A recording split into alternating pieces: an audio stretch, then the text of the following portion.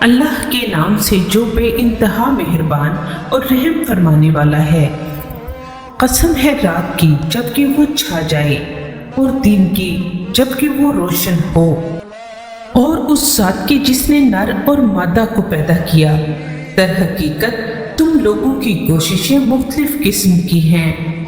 تو جس نے مال دیا اور پرہیز کیا اور بھلائی کو سچ مانا، اس کو ہم آسان راستے کے لیے سہولت دیں گے، اور جس نے بخل کیا اور بے نیازی برتی اور بھلائی کو جھٹلایا، اس کو ہم سخت راستے کے لیے سہولت دیں گے، اور اس کا مال آخر اس کے کس کام آئے گا جبکہ وہ ہلاک ہو جائے۔